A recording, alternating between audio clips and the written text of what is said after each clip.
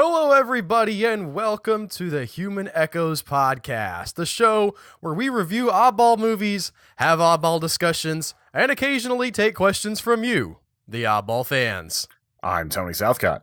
I'm Albert Berg, and speaking of oddball fans, we are moving into the penultimate week of Viewer's Choice Month, Tony. One more of these to go. We have Wetlands after this one. Yes. But this movie that we watched this week was nominated by our good friend Lindsay. She's been wanting us to watch The Perfect Host, which is on Netflix forever. And I'm worried. I'm worried about this one, Tony. I'm legit she clearly likes this movie. She clearly is a big fan of this. I'm not. I'm not a big fan of it, Lindsay. I'm sorry. I tried. I was watching this last night, and I was just thinking, Al is not going to be okay with this. Well, walk me through what would I not be okay with? What were you thinking that I would have problems with? I figured that the inconsistent, just the inconsistent ghost / apparition / people in his head were going to be problematic. I figured you wouldn't like the main character and you would think he was just a bad person to begin with, so you couldn't be able to get behind him. There's a lot of things I figured you wouldn't like about this one. I actually was okay with the ghosts. From a technical standpoint, the idea of showing what he has in his head, I thought was a lot better than just have him acting it out like a dork the whole time. I thought that added something to the film. But you're right in that I found the main guy to be incredibly off-putting. And the movie does this weird thing where, first of all, the actor who plays him, whose name is Clayne Crawford, who is sort of like a Johnny Depp clone, but younger. Yeah, I thought it was Michael Shannon at first. Like, he's kind of an amalgamation of a few different actors. He's prettier than Michael Shannon, but he doesn't have any charisma at all. He's very much just he's playing kind of a giant jerk, and then that gets retconned. Like a lot of stuff gets retconned in this movie later on, but by the time it got retconned, I didn't care. I did not care that they were like, but wait, no, what if he was actually good the whole time? I was like, I saw him be a jerk, okay? You didn't, as an audience member, I didn't have any of the information that you're telling me now, oh, look, here's why he was a jerk. I had to process that as if he was just being a huge dick, and so that's what stuck in my mind. But telling me an hour later, oh wait, no, that wasn't what it is, did not work for me. It didn't make me feel any more sympathetic toward that guy. Well, you can still be a complete prick and have good intentions. Maybe, but we didn't get any of, they did that whole side flash thing where he, maybe not side flash, flashbacks to why he's doing the robbery, but even that takes forever to get to, oh, okay, it's a sick lady, but we've still seen him being a jerk. We still don't get why he's gotten so upset. And again, by the time we do get to that, I just didn't care anymore. But we'd been through 9 plot twists by that point. This movie starts out, right? So it starts out with, it actually has a really good energy at the beginning. It kicks off with him getting away from the robbery. He gets in a car. He drives the car. He gets on a bike. He unloads he gets on a BMX bike for a little bit, and then he ends up at a car. Right, he does this whole swap thing where he drops stuff in one car, gets on a bike, goes to another car, drives that car away. He's clearly got himself together. He goes to a store. He's not quite doing the No Country for Old Men thing where he's going to steal the stuff, but he's looking for things to heal this wound on his foot. That's all fine. And then, as he's doing this to heal the wound on his foot, somebody busts in and robs the store. And that, for 9 other movies, that could just be the premise of your movie, that you have a guy who's trying to get away from a robbery who has to deal with somebody else robbing something as he's trying to get away. That was enough plot twist right there. You could have just had that. But that's just in the first 5 minutes. That's just some ancillary thing that has no impact on anything else that happens in the plot. Well, it had impact because it forced them to review tape and find where he was. Weren't they already doing that though? Because they know they were who looking he for is. him on the radio and everything, but they didn't have any idea where he went. And then all of a sudden, to see him on security cameras and all that, it kind of just localized his position and all this. It didn't really have it. It didn't have to go that way, But you But could tell he was pissed because he knew they were going to be reviewing footage and they were going to see him on the camera. I guess it does push him to look for shelter a little bit more, but that doesn't even come into play. Like, they don't ever actually be like, I think he's in this area, guys, let's go hunting for him. That never becomes part of the plot. And the police do show up. That's another one of the little side flash things where they're showing the police. That's another thing that sort of you get revealed later on why they're doing it, and it's like, okay, but I had to sit through a whole hour of that not making any sense, and the reveal didn't make me feel better about the hour. I feel like a lot of the issues with this movie, like, I come down to directorial inexperience and maybe a little bit of writer inexperience. Like, a lot of stuff was just like, well, they're not going to cover it through insurance, so we got to find a way to get, like, a whole bunch of money. And it's just, like, thrown out there as a throwaway line. It's like the times whenever I write bad stuff for my stories where it's like, okay, here's justifications. I don't want to spoil the end twist here for those people who do want to watch this and make their own opinion, but they do actually explain the whole insurance thing. Like, that's a main point of the plot. Yeah. Because of how that all plays out. I don't want to spoil it, but that's, yeah. Talking around, that's kind of weird. It's around, like, plot point 7 or 8. Like, and the twist that happened. You were talking about the inexperience of the writers, and I really do think that's sort of a young writer thing to do. Just be like, well, I don't know what to do. My plot has kind of run its course for this part of the episode. I'll throw in another bum, bum, bum moment. And it felt like they just did that over and over and over and over in this movie. But the real meat of the movie actually happens whenever he gets to Warwick Wilson's house, who's played by David Hyde Pierce. And this guy is kind of a high class dude. He's in his house. You see him preparing for dinner, and this guy, the robber guy's character's name is John Taylor. He rolls up and he says, is trying to con his way into these people's houses. And one of the good things they do at the beginning is they really do sort of play him as somebody who is competent and knows what he's doing. He's pretty smart. He almost gets into that one back the Jehovah's Witness house. Right. He almost gets into her house. He doesn't know enough about Jehovah's Witness doctrine to actually con her into thinking that he's a Jehovah's Witness. Yeah, he's like a half step of not being able to get there, but he gets super close. Right. And so he strikes out there, but he goes to the next house and he's doing his, like, he goes in the mailbox and finds, some mail that this guy's gotten and looks at, trying to pick up the details off one of the postcards, and then goes and uses that information to sort of social engineer his way into the house just so the police won't see him. And he gets into the house, and to make I was going to say a long story. This is only an hour and a half movie, Tony. It feels like it was longer to me. But to make a long story short, the guy in the house turns out to be crazy. Yeah, like, not just a little crazy either, like, full on, like, he's movie psychotic crazy episode. He's, like, seeing a whole party full of people that he interacts with on as if they were physically there. And I don't know if that's how mental illness works. I'm not saying it isn't, but I think that people who, like, have imaginary people in their heads and stuff, it's usually, like, voices. Most of the time, you're not seeing a full-blown apparition of a person, like, just standing there, unless it's a dream or something. Much less a full party of people. Yes. Yeah. But he was doing a pretty good conga. Well, yes, that's true. I can't argue with that. And so you do have a great tables turn thing. The problem was, for me, even in that, which I thought was probably the strongest part of the movie. Like, if you were to boil the concept of this movie down and say, okay, this guy, is on the run from the police. He goes in this guy's house. The guy turns out to be crazy, is seeing people and, like, ties him up and kind of does psychological mind games on him. I think that's a great idea.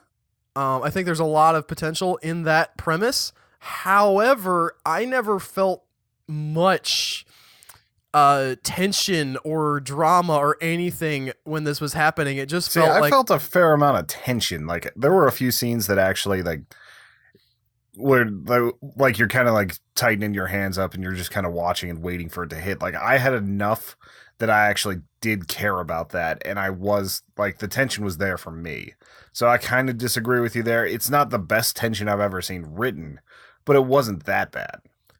I'm not saying it felt, again, like the premise was good. I was watching at the beginning. I was like, okay, which, because I didn't hate this movie to start off with. It just, like, the way it kept going on.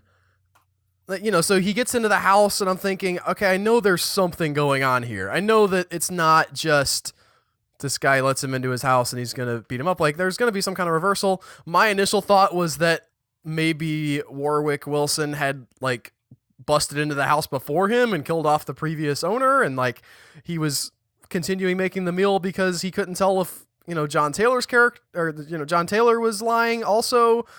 So I thought actually that could have been a really interesting way to go with it to start with, but it felt like it was a balloon that was fully inflated for me to begin with and should have been continued to be inflated, and instead sort of got gradually more and more deflated as the night went on. Yeah, I can see that, because the tension was whenever before the jig was up. And you see John Taylor's character trying to convince him that he knows this girl, Julia, or whoever it is that's in Australia. Like, the way that's going, the way that he's calling the airline to make sure he gets his baggage, like, all the little things there I felt were better tension and better written than pretty much anything that happens after maybe the 30-minute point. I think that part of the problem there is that there's a lot of tonal inconsistency, especially when you get to finding out that Warwick Wilson is crazy, because you get the flash from him talking to the people that aren't there, where he sees them, and then you cut to what we're seeing, and it looks ridiculous, and they play it as if it's ridiculous, which it is. Like, they play it kind of for comedy, and the comedy works, but it takes away from, for me anyway, for some of the tension. When you see him, dancing on the table, and in his mind he's seeing everybody dancing around him, and then it's just like him doing pelvic thrusts in a quiet room with this guy tied up to a chair watching him, like, I don't know what's going on. that kind of takes some of the scare out of the movie. I like the idea of this guy kind of being a weirdo. Like, he's not a Hannibal Lecter kind of crazy. He's sort of just a little bit off kind of crazy. But it took away from my sense of tension. The only thing that I felt really, like, I saw it and I was like, that's really messed up, is when he was in the pool and just barely keeping his face above the water. Yeah, that for me. He's got, like, the little arm floaties, and he's in a inner tube, and he's just so drugged that if he slips at all, he's going under. So I could definitely empathize with that, being in a pool with a crazy person and he's just splashing around and you're stuck in the inner tube, like, what am I gonna do? And then you had this, again, those backflashes, Tony, that's what they're called. Flashbacks to him with his girlfriend who works at the bank. And, like, that was like a whole separate, it's like that we were, like, watching some kind of, I don't know, like, it was all, like, real soft lit, like some kind of, like, passionate romance sort of movie was supposed to be happening, but it was just them playing chess in the bathtub and, like, talking about insurance, and you kind of cut away from this guy being tied up to show us this stuff, which is information that we need to set up these plot twists later on that we're going to have even more of after we've already had these 2 or 3 plot twists at the beginning. It did not work for me. I got to the end of the movie, and I don't want to spoil that like the third quarter twists, but by the time that was going on and all of that stuff happened, I was just completely I was just like, I don't buy any of this. This is like so much coincidence and so much ridiculousness happening that I don't even know what this movie's trying to do anymore. Yeah, I kind of hit that maybe the last like 15, 20 minutes. Like, as soon as, I can't even get into some of that stuff. Too many spoilers. I think, and there are people who would argue, I guess, if you really, really love this movie, you probably say, well, you've spoiled a bunch already because there's so many twists. There's so much twistiness, and not like M. Night Shyamalan would be confused by this movie. He just does one. He's like, I'm looking for the one, like, big punch, and you get that, and boom, boom, boom. And they do that all the time. It's I like wanted to like Memento this. if it was written without the deft hand. I could maybe. Like as far as how many twists and where things are going and all that, like I can definitely tell that there's a good idea in this movie. It just There's like wasn't 5 good ideas executed. in this movie, but they needed to pick one. Yeah. Like for real, like breaking into the crazy guy's house, great idea. Running away from the bank robber and getting like stuck in a different robbery, great idea. And he was cool in that too. Like I was really on board with like how collected he was and how he was dealing with the robber. Like they had me going. This movie is, I mean, it's nothing to write home about with the cinematography, right? It looks fine. It looks okay. Yeah, it's competent. Yeah, it's just they're not like making your head hurt, but they're also not making you go, "Wow, that was amazing." It's not like all these A24 movies where it's dark and brooding and fascinating in the way that everything's framed. Even that final that final scene, when you get to that final scene when the cop is talking to the police chief and like laying out all that he knows, and it just felt like it was going on forever. It's like, we know, we understand, like we've already seen what this guy thinks he knows. You're not like revealing anything to us. How are you going to end? You should have ended it like 30 minutes ago when the thing happened and the other thing happened. I'm sorry, Lindsay. I tried to like this movie. I did not go into this with like any kind of, I want to watch this movie. I was excited, but this one ain't for me. Thank you for putting it on Viewer's Choice Month and for being passionate about it. And I'm sorry it took us this long to review it, but now that we reviewed it, those are my honest thoughts. So you agree with the tomato rating of 45%? I would go a little lower. I mean, I think that it's rotten for sure for me. I think that Suicide Squad was a better movie than this. Well, Suicide Squad's better than a lot of people give it credit for. Well, even yeah, if but it is the a rotten mess. I mean, plot wise, it's bad, but I think tonal wise and, well, anyway, what is it rated on Rotten Tomatoes right now? I'm looking 26. Yeah, put Suicide Squad higher and drop this one a little lower, and we'll be good. Split the difference. Call them both 33s. It's a third of a movie. I'm not sure I have anything else to say about it. Like, I feel like David Hyde Pierce did his best to save it with what he was given. He wasn't the problem with this movie.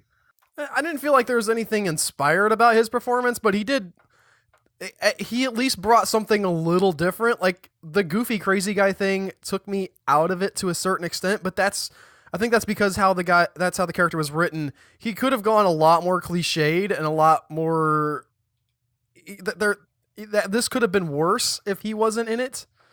Well, like he never felt all that sinister at any point, but you could definitely buy him being the rich snooty guy. Yeah, I would have liked a little bit more sinister, I guess. It's a tricky balance to walk. But again, he's not given enough sinister stuff in the script. As far as like what he actually gets to do. It's a weird, and then I'm thinking about questions of like how the person that did the thing gets away with it, like all the time. Again, I don't want to get into spoilers, but you can't repeat that over and over and over again and not have somebody talk. Yeah, there's going to be some attention. I don't know, man. Or maybe it was because of, who knows? You know what? No, I'm with you on that one. That was one of the twists where I was like, that's not plausible. It's time to move on to other things, Tony. I think so. Let's talk about other bad movies. I have some really big movie news, Tony, that I think that everybody's going to be excited about. I know I am, and a little bit saddened by as well. They finally made a zombie dinosaur movie, Tony. Oh yeah? Yeah. Who did it, and what's got you so sad? Well, I think I'm double checking here. So the title of the movie is called Z-Rex Jurassic Dead, which is great. Yeah, I was going to say, what's wrong with that? That's It a great sounds title, exactly like Tony. what you want. I was all squee and everything. Then I watched the trailer, and I'm not expecting it to be a good movie. I understand that it's a movie called Z-Rex, the Jurassic Dead, about zombie dinosaurs. However, I wanted it to be better than this. I wanted to like see the zombie dinosaur a little bit more. This is the way you haven't seen the trailer yet, so the way they shoot the zombie dinosaur is in such a way that it might as well just be a dinosaur. Like, what's the difference? He doesn't look zombified. I want my zombie dinosaur. Maybe it happens as it goes, like they put like 50 bullets into him and it just doesn't do anything. That always happens. Every dinosaur movie, Tony. They shoot the dinosaur and he's fine. Yeah, but what if he's like fully disemboweled and he's fine? Well, yes, but I'm saying we don't, like, I didn't see anything like that in the trailer. Well, you're going to end up watching it anyway, so I'm sure you'll give the full review. Yeah, I know I am. But the other thing is I can't make the joke anymore. I can't make the joke, why haven't they made a zombie dinosaur movie? Because they have, it's just not good. I think the idea of a zombie dinosaur movie is a good enough joke unto itself. Yeah, I mean, I'll Versus the Asylum, I say, like, almost every episode, I'm like, where's that zombie dinosaur movie, you guys? I have episodes already recorded with that in there, and now people are going to be commenting, have you seen Z-Rex, the Jurassic Dead? And I'm going to have to be the guy that comments back, yes, I did. And you know what? I didn't like it very much. I did not like Z-Rex, the Jurassic Dead. I refuse to acknowledge. What if it just blows your mind whenever it actually gets out here? Maybe. The poster's okay. It's just a dinosaur with glowing eyes, though. Like, what's zombified about that dinosaur? Nothing. He just has teeth. All dinosaurs have teeth. They're a little bit dirty. This dinosaur forgot to floss. How, like, if in your head, what would the actual zombie dinosaur look like? Well, first of all, it wouldn't be just a zombie dinosaur, okay? Which is a major problem with this Z-Rex, the Jurassic Dead, because it looks like there's just the one, like, smallish T-Rex that they're fighting, who's a zombie dinosaur. They also wouldn't turn humans, okay? Which is something else that happens in this that I'm annoyed by. That's like, oh, the zombie virus makes people turn into No. All right? These are just zombified dinosaurs. There would be multiple different kinds of zombie dinosaurs. They would all be, like, predators now. You know, you would have, like, zombie stegosauruses. Yeah, I was just thinking about, like, a zombie brontosaurus, or, I mean, brontosaurus doesn't really exist. Apatosaurus. No, it does now. We're going to say it does. Yeah. We can make it up. It's a movie. Zombies don't exist either, Tony. Well, just imagine like how tall that thing would be, and it could just like come in like giraffe style and just like pluck somebody into the air. It'd be awesome. Yes. See, now you're thinking with zombie dinosaurs, which is what I'm thinking with every day. This movie doesn't give me that. It doesn't give me any of that, and I'm mad. I'm mad that we finally get our zombie dinosaur movie. People keep making these movies that aren't very good. Like, they don't have to be. I know it's not going to be Jurassic Park. Learn how to make a good, bad movie, guys. Come on. Work with me here. I think that's a weird request to make, but I still feel justified in my rage. I think you just need to write that script and send it out to the Asylum and various other studios. I guess here Be the change you want in the world, Al. I will say, speaking of zombie dinosaurs, the one thing that has me a little bit hopeful is the new Godzilla movie from Japan that's coming out, which we've touched on a little bit, but it actually has a release date in the US now. It was going under the title Godzilla Resurgence. I'm sure a lot of you guys saw that title. They decided to change that into Shin Godzilla, which is just an amazing, amazing title. Sequel to Knee Godzilla and Thigh Godzilla. That Ankle Godzilla was a little underwhelming. Ankle Godzilla, well, listen, they had Anguirus in there, and his part was cool, but Ankle Godzilla didn't do a lot in that movie, really. I'm just a little freaked out to see Groin Godzilla. That's the prequel.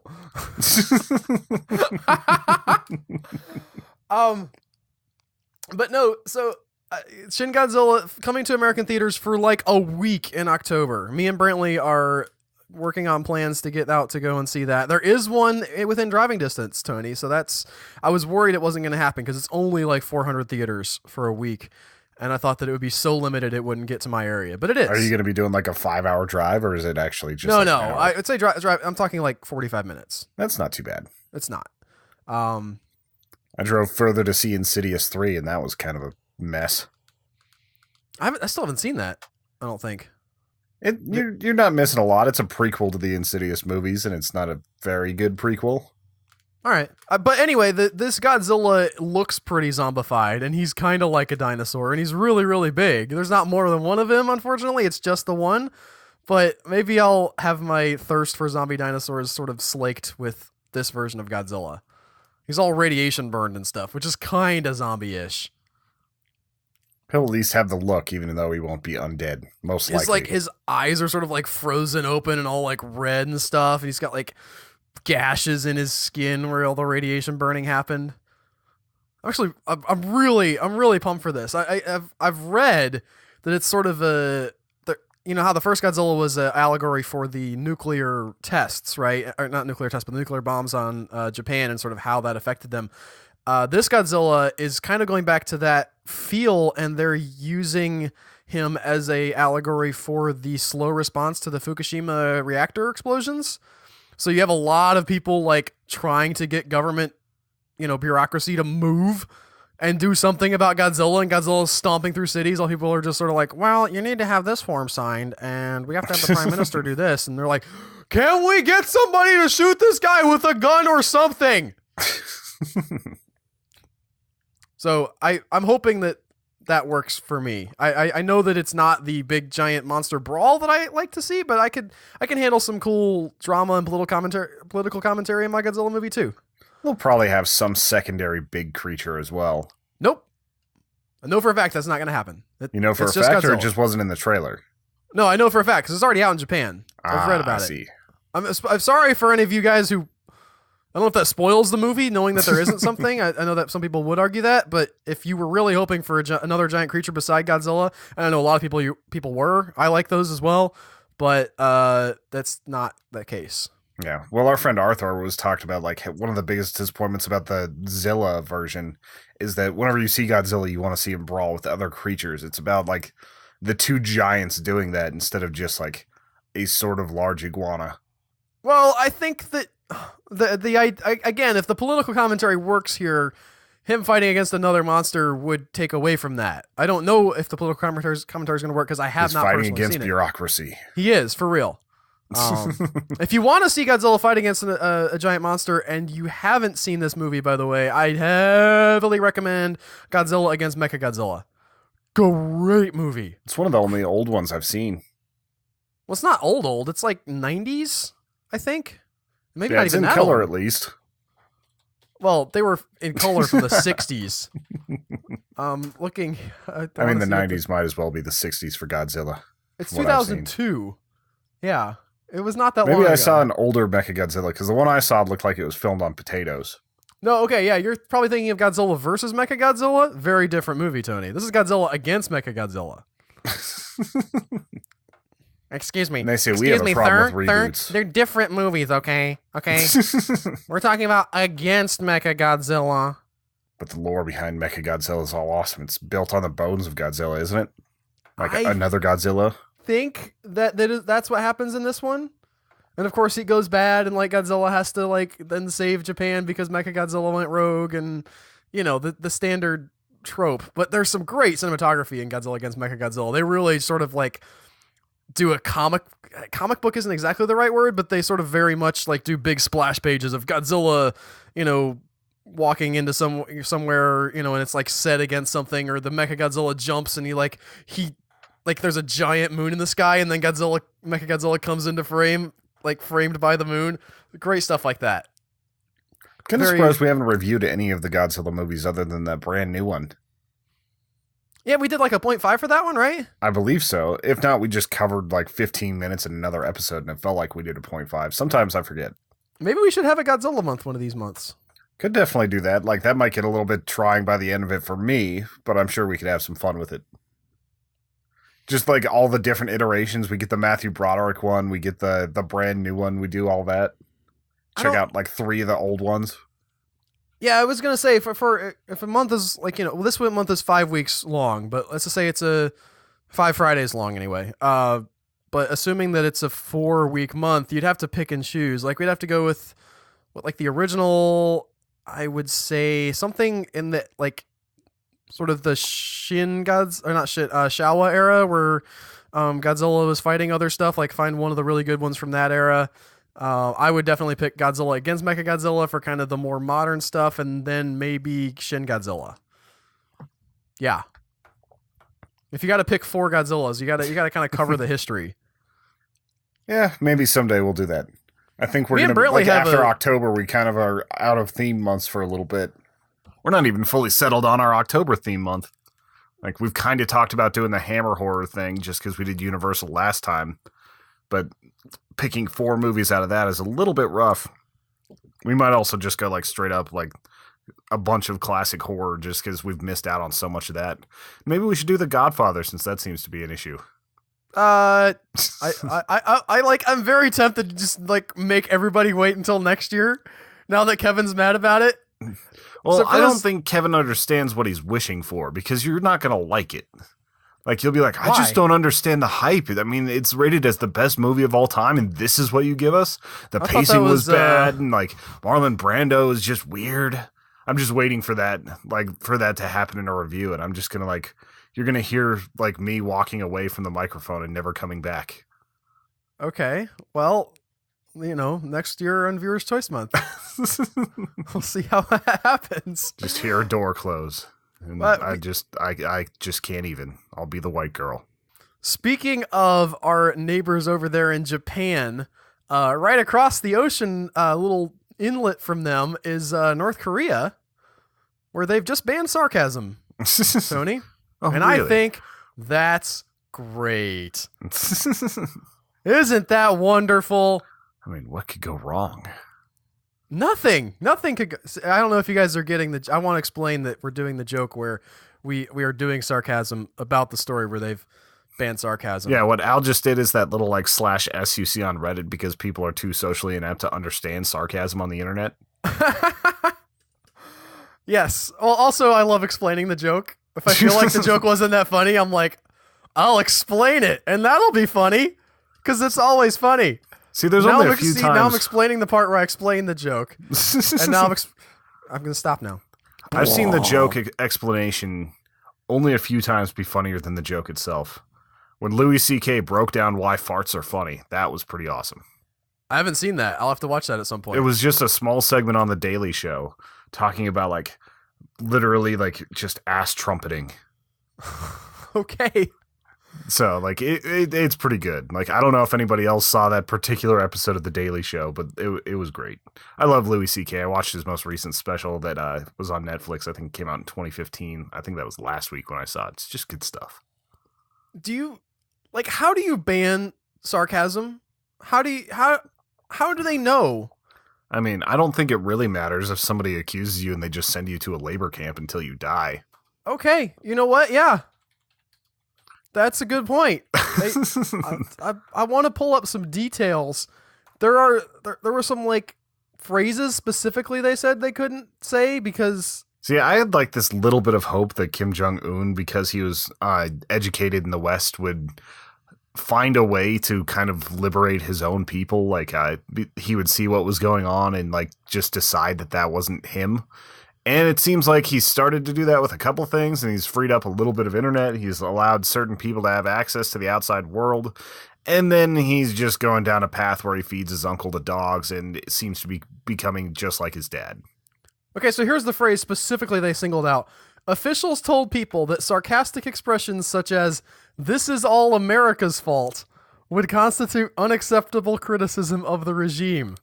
So they've got their own meme over there because they don't believe the regime that it's all America's fault anymore. Right.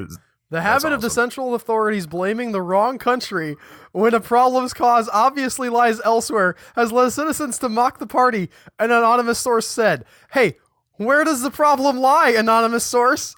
I thought it was. Whose fault is it if it's not all America's fault? Anonymous. I guess that's why they're anonymous. Thanks, I'm going Obama. to start using that. Yeah. That is pretty much the thanks, Obama. It is. I totally stole that from somebody else who was talking about the same thing. But it very much is. Only we get to say it. We get to make fun of, although that's like the people who are saying thanks Obama aren't really saying thanks Obama, and then we're mocking those people when we say thanks Obama, because it's like, I mean, that was trending like a yesterday. triple layer of irony there. Really depends on who's saying it, because I've heard it not said in jest, where people are like, thanks Obama. Right, but they aren't actually saying thanks Obama. And then I've heard people actually say that, because they're like, oh, I got gay married. Thanks, Obama. That's what I'm saying. There's layers. it like has layers. Like, man, you could do like a whole linguistic deep dive on the possible meanings of the phrase thanks Obama. I'm sure there are tons of literary papers on that already. You think so? I bet there's at least one or two good ones. Someone probably did their entire thesis on it. I want that to be a thing. I'm looking at the thanks Obama thesis. Nope. I don't see anybody. Guys, this is wide open. This is wide open. Get out there. Talk about the linguistic implications of the words thanks Obama. Go. Maybe I should tell Danny Brophy to do that, since he's going to school for English right now. Just be like, I bet there's a paper here, Danny. If he's going to go for his doctorate, yes.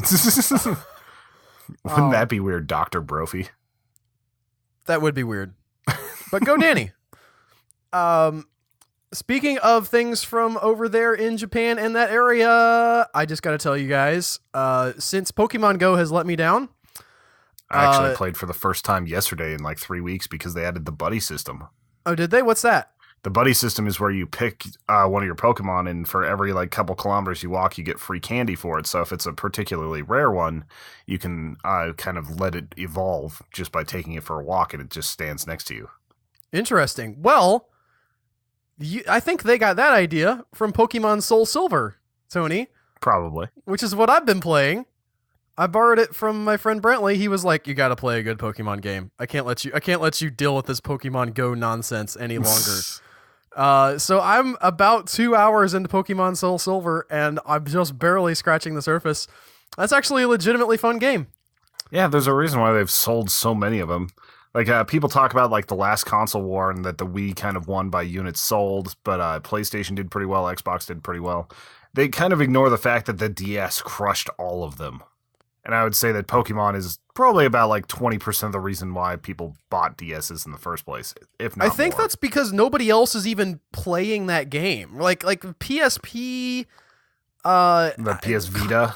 Yeah, I guess that's what it was called. They dabbled in that market, but I don't think they ever made much of a splash, because Nintendo is just the only name in town, and you kind of like, if you're not playing that game, you just don't look at the scoreboard for. They're over there just playing soccer by themselves, and everybody over here is playing basketball with the rest of the consoles. They're like, guys, he scored another goal! Yay!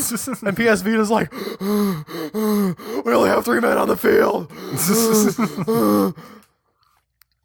Yeah, it's hard whenever you don't get developers. It's like a lot of the Nintendo Wii games. Most of the best ones are developed by Nintendo, and you don't have a whole lot of other things going into it.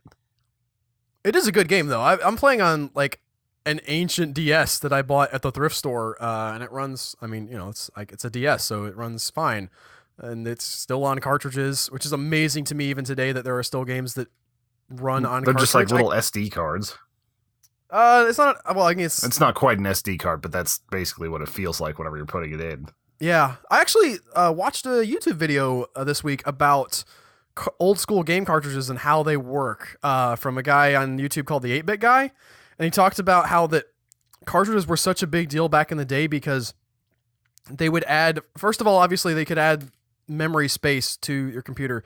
But the other thing they could do is they would put extra hardware inside the cartridge, like extra modulators for generating sounds or graphics cards or a lot of different stuff that they could put inside the cartridge hardware that would work in tandem and in addition to what was already in these really, limited systems.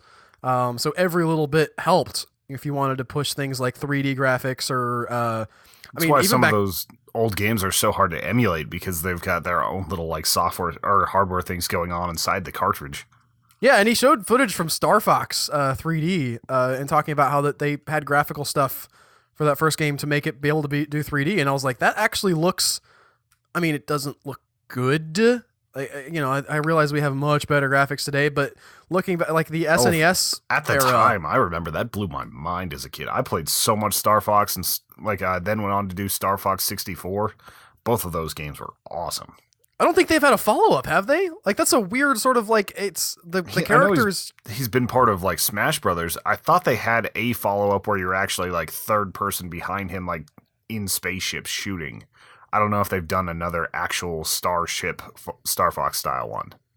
I haven't. I mean, I don't play the game. I haven't played any of the games. It just seems like an odd sort of, hey, we had a giant hit. We're never going to make another one of these. Like Nintendo, especially with the way Nintendo does things with like Zelda and Metroid and everything. It's like every 2 or 3 years you're going to get a reboot of each of those and re-release. Who owns? Does Nintendo own Star Fox? Maybe they didn't publish that. Maybe that's why we're not getting the constant updated Star Fox. That could be very true, because maybe it might be that, but they always have Star Fox in the Smash Brothers game, so I kind of assume. But they've got properties from all sorts of places. Like, how have we at least not gotten Star Fox HD updated from the Yeah. I wonder if Star Fox is going to be on that. No, that's an SNES game. It was going to be that $60 console that's coming out later this year. I am so excited for that. We've already talked about that on the podcast, but I'm real pumped. Yeah, I think there's going to be just mountains of those sold, especially because it's coming out just a little bit before Black Friday. That's a product they nailed, or at least I'm hoping they will. I won't say anything until they actually sell it. Yeah, I'm just excited about the HD upscaling, like the idea that it'll play on an HDMI TV and not look bizarre and weird. At least, again, fingers crossed, I hope so. While we're on the international news scene, did you hear about the besieged Russian scientists? No. Apparently on an island. Oh, yes, I did. Oh, continue though. Sorry. On an island off the coast of off of Russia in the Arctic Circle, there are 5 Russian scientists that are currently basically surrounded entirely by polar bears right now. There's 10 polar bears and some cubs trapping them at a weather station. I like this movie when it was called The Shallows and Blake Lively was in a swimsuit instead of inside of a cold weather station with the fur coat on. I'm sure you could probably make it steamy somehow. I guess. I mean, if they are Russians, they probably added a sauna to their weather outpost. They did point out in the news article that I read that 2 of the couples were married, but there's 5 people, so there's one odd person out. Yeah, the guy's like the loneliest dude ever. He's like, I wish I had a girlfriend, but we're surrounded by polar bears. What if he was like perfectly asexual and he was just content? Or they're just like, they're really going to town with just everybody's all like letting it all hang out up there. Well, apparently that happens a lot at Arctic stations. I was reading about how they dropped off 10,000 condoms to a station of about 100 people. Also in the Olympics, apparently. Get that Zika, get those herpes. Do you think other? Well, I guess if you're an Olympic athlete, you could probably have sex with basically whoever you wanted to, unless you're the shot put guys, because those aren't the most physically appealing human beings I've ever seen. But other than that, like they're pretty fit. I mean, I'd say your odds are pretty good, especially if you're like, oh yeah, I got the gold, baby. You want to touch my medal? I think just telling people you were in the Olympics is pretty impressive. Even if you place last, you don't have to say anything like, I'm an Olympian.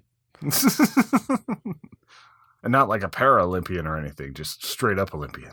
Even the Paralympians are all fit and stuff. That's true.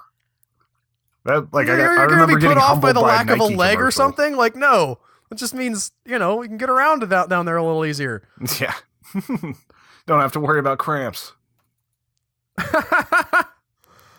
We are actually recording this a week ahead of time, by the way. But I do got to mention, at the moment, we're both looking forward to the Blair Witch movie, which when you guys hear this will have been out for a week. Tony, do you want to talk about what your expectations are for that movie, especially knowing that people are going to hear this quite a bit later after it comes out?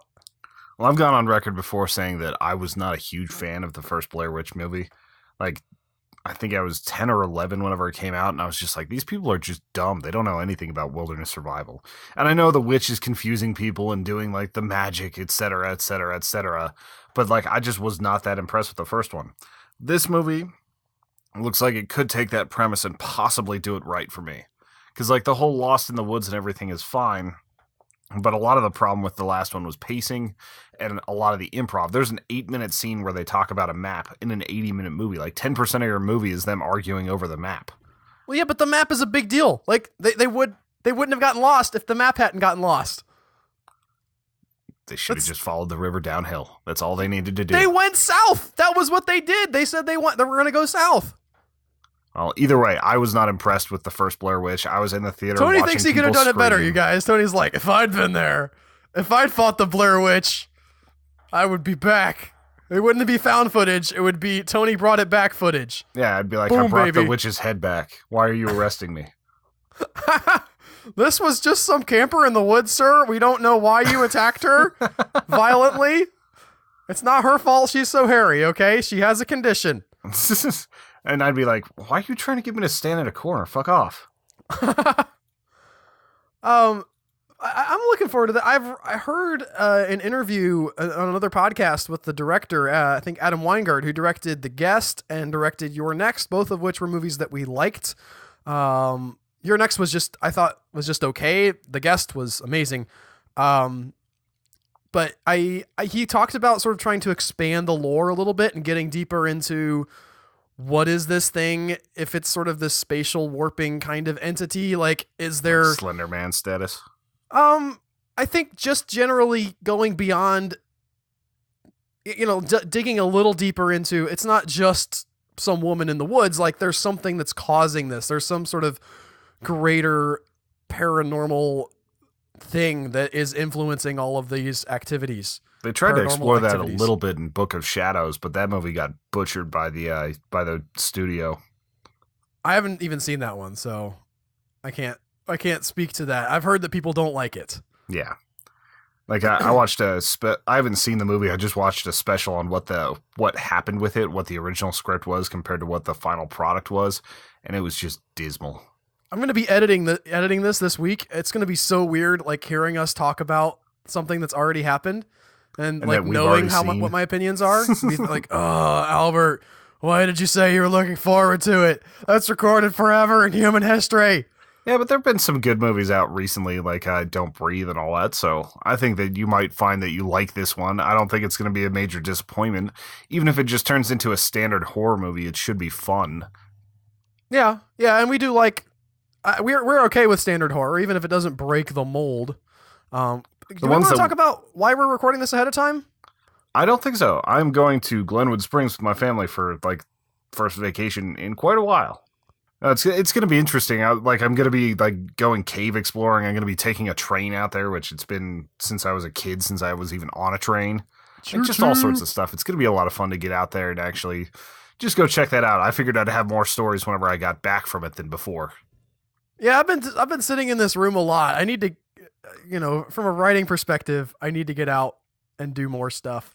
Although, speaking of writing, I have been doing some research lately, Tony, and I found like one of the most depressing historical events I could imagine. Oh yeah? Yeah. Depress us. There needs to be a hardcore history episode about this, by the way. Like really, like for real. I assume he knows about it because it's one of those hardcore history type things. Are you familiar with the Rascal? I am not. Or Rascal. It means the split or schism, and it's a Russian historical event, the beginning of the splitting of the Russian Orthodox Church into an official church, with the people called the Old Believers splitting off. Yeah, because I'd only heard of the the schism that Martin Luther caused. Yeah, so here's what the split was about. With the support from, I'm reading from Wikipedia now, Patriarch Nikon began the process of correction of the Russian divine service books in accordance with their modern Greek counterparts. So they found like some new translations or whatever, and they said, we've been doing it wrong for a while, you guys. We're going to update. Change some of the rituals. Here's number one. The 2-finger sign of the cross was replaced by the one with 3 fingers. Hallelujah was to be pronounced 3 times instead of 2 in one of their liturgies. And there was 2 or 3 other ones. One of them was about baptism by immersion as opposed to sprinkling, which got to be allowed. The people who didn't want to do this either were killed or killed themselves in massive, massive numbers because they believed that this was just wrong, that that this change shouldn't happen, which is sort of understandable, but B, that the world was going to come to an end. And there are instances of literally thousands of people, like entire villages, burning themselves alive because they didn't want to make this change through these like what we would think is very minor alterations to like just how the faith was conducted.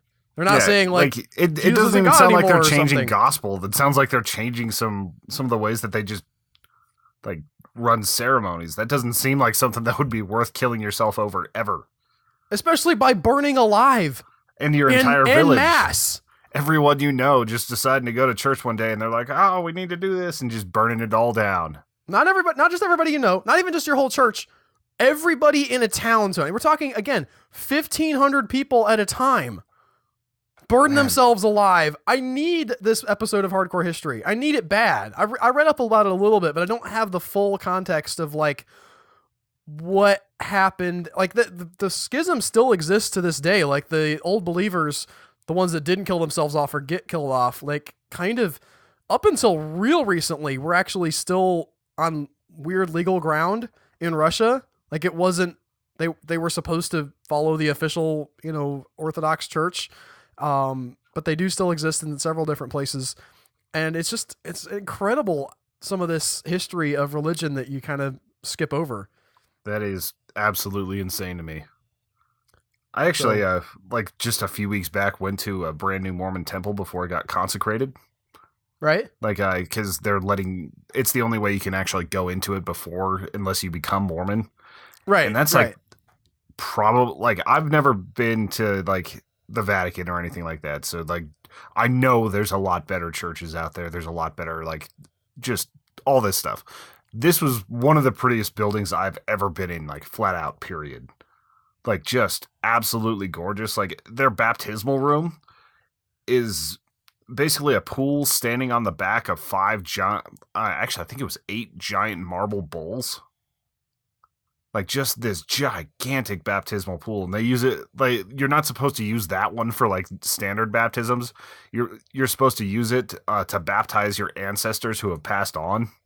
Like, it's a really strange, like, a kind of a strange part of, like, the Mormon religion. But, like, just the building they had, like, that place, it's just all perfect glass, like, chandeliers. Like, everything was just so perfect about it. Like, just marble hallways and everything. Like, it was absolutely gorgeous. And I'm definitely not religious, but like I can still appreciate whenever they put that much effort into something. I've always thought that was an interesting offshoot of the Mormon faiths because they believe that you can be baptized for the dead, but you have to know the ancestral chain. And so a lot of these ancestry sites like Ancestry.com and stuff, they're I don't know if they're established by the Mormons, but they're very heavily involved with, and Mormons are involved in them because they are trying to figure out the correct ancestral lineage for people so that they can do this baptism for the dead by proxy, essentially. So you can get people out of hell. You can get their souls out of hell is how it was what their religion believes. If they didn't get baptized in life, they still can if somebody's baptizing for them in this time. Anyway, so it leads to some interesting like real world implications when you have a big religion like that that's very invested in getting and finding out ancestral stuff that more secular people probably don't care about the spiritual side, but they take advantage of the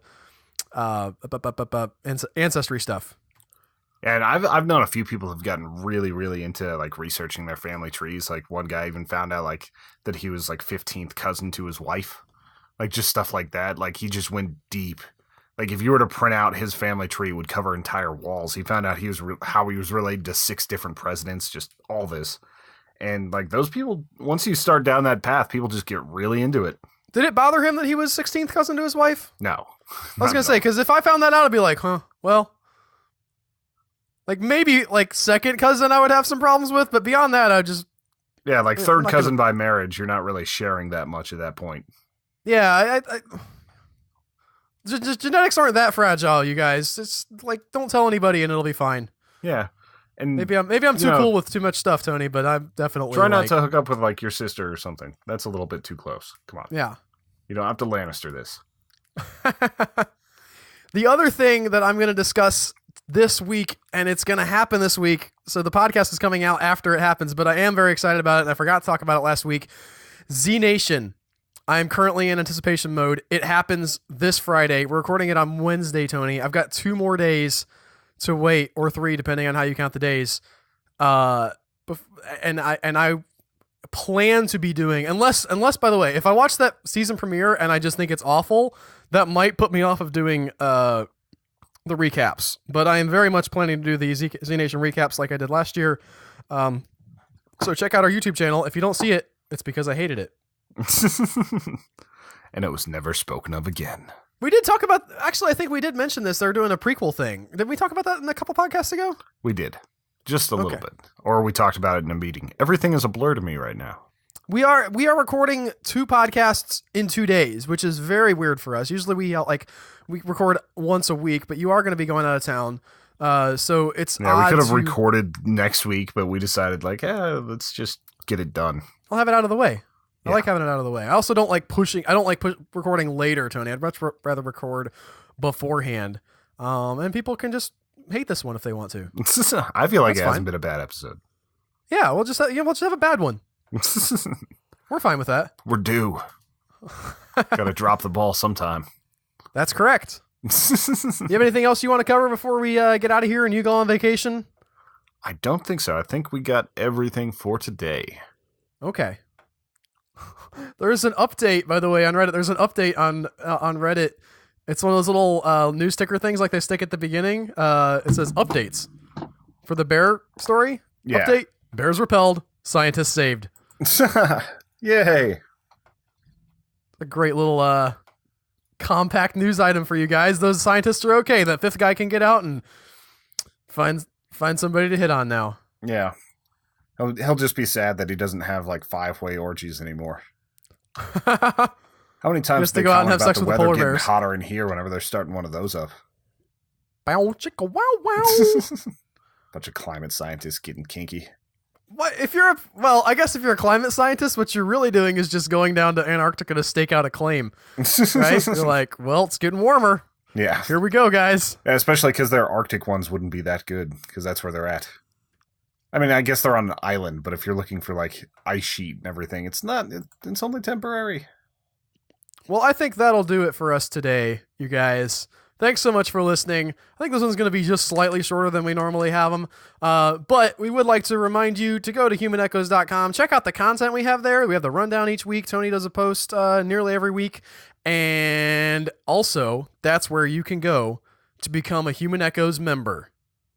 If you become a member, which I actually sent out all the mail for and everything, people are getting pins, people are getting postcards, people are getting access to the bonus podcast, which is the best thing that we end up making on this channel. And the only way you can get that is by becoming a member. You also get a shout out on this here podcast from me, probably. So if you want to hear me say your name with my sweet, sultry tones, go to humanechoes.com. and become a member. Do it, George. You know you want to. I just nailed all the people named George. Did you see what I did there, Tony? That's called targeted marketing. You just blew George's mind. I just blew George. This is his mind. Yes. We'll be back next week with the final week of Viewer's Choice Month, by the way. We'll be covering a movie called Wetlands. Is that on Netflix, Tony? It is on Netflix. And if you want to know what you're in for, watch the Red Band trailer on YouTube. I'm not sure how many people are going to be okay with this movie. It looks really, really gross. Hopefully it's a lot of fun. And we will see you guys next week. Bye, guys. Bye.